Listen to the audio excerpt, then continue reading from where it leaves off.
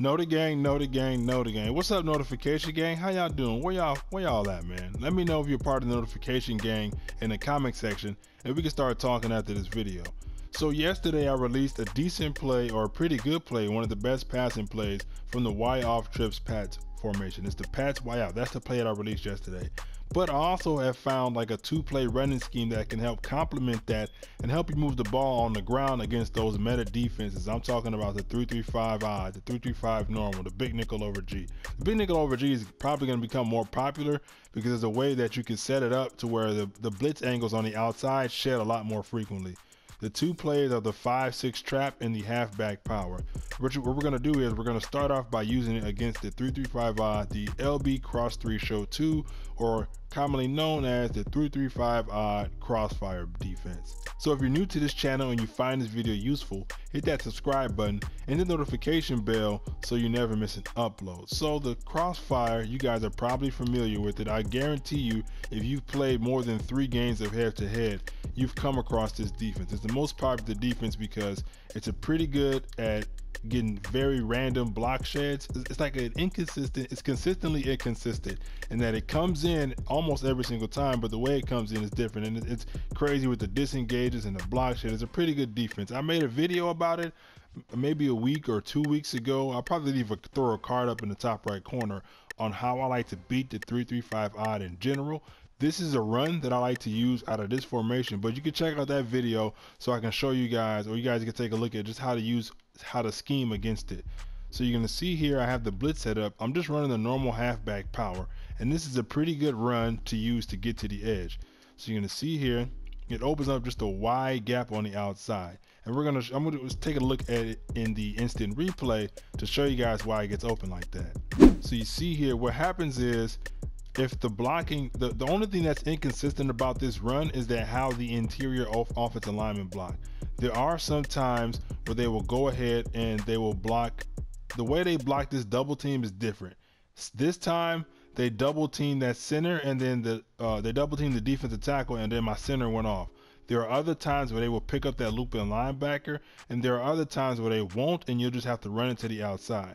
But you see here, this tight end picks up that nickel defender on the outside, which not only allows you to run to the outside if you want to go ahead because it seals the outside, but now it allows you can also, because of that pulling guard, run straight through the middle. Let's see if we can run it and get to the outside. The outside is my favorite part of the run, is that now that you have one-on-one with the DBs on the outside. And the reason why I'm manning up this middle linebacker on this running back is that I can't use the run and run the ball at the same time, try to stop the run and have run defense at the same time. So I'm putting him manning him up on the running back to not only give him a more run first defensive mindset, because manned up defenders better react to the run, but he's also following the running back. So you're going to see here, because that tight end is blocking that nickel corner, you're also able to seal the edge and get to the outside for huge gains. Now, I prefer to use the halfback power against the 3-3-5 odd, but there are some times that this, where is he at? Let me get on to my other controller. There are some times that this nickel defender will destroy that tight end, so it makes it hard to get to the outside. If he is destroying that if this nickel defender is destroying the tight end, then I would go to the 5-6 trap. If you're able to seal that edge, then you can go ahead and keep running the halfback power. But I've heard rumors that a night train lane is coming out, so if they're able to get a night train lane out here, it's going to be hard to block them without putting another tackle out there. So you might want to be able to use the 5-6 trap more often. The 5-6 trap is effective, but it's not as good as the halfback power. It works just like the 0-1 trap, but the trap gap is open to the outside. So you see here, we're still able to get it to the outside, but it was a little cluttered, and faster defenders or a better user might be able to stop that gap a little bit more. But I prefer the halfback power against 3-3-5 odd, but if you need to, the 5-6 trap will work. Now let's go against the big nickel over G. So against big nickel over G, the way you run the ball, or which one you choose, is dependent on how they align their defense. If they flip it, you want to use one run, and if they keep it normal, you want to use the other. And you can tell by which one the safety comes down. So this is the big nickel over G normal. This is if they don't flip it. So if they don't flip it, you want to use the halfback power. But if they do flip it, you want to use the 5-6 trap. And I'll show you the difference in a second. So how people are setting up this big nickel over G like insane block shed defense is they're pinching their defensive line, and then they're slanting them to the outside, and then they're bringing one of the linebackers into the inside. So this will create great block sheds for the guys on the outside, and it's going to give you probably a 2 to 3 second window to pass the ball. It hasn't been patched yet, but it's pretty much almost every single time they set it up like this, they're going to get good block sheds to the outside. So against a normal like this, you want to run the halfback power, and what's going to happen is Gronkowski, my tight end, is going to go ahead and seal that edge, and we should be able to get to the outside. He sealed that edge, and now you have a one-on-one with that outside linebacker. That's up to you to beat him to the outside.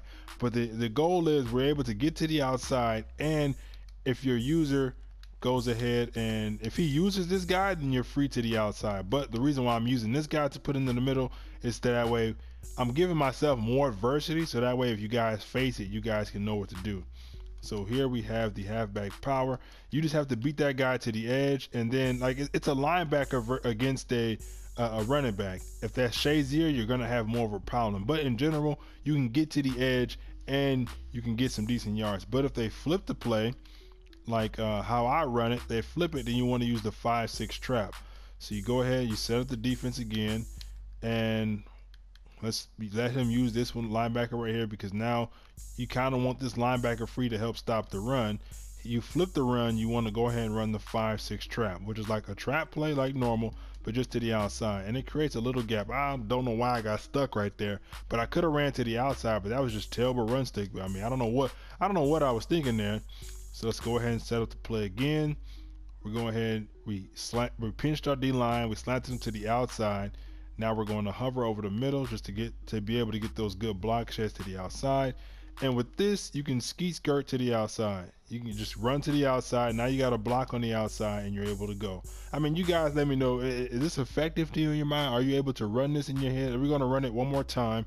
But you can see that these runs are designed, in my mind, to get you to the outside where it's really dangerous. You're pretty much one spin move away, one missed tackle away from getting down into the end zone.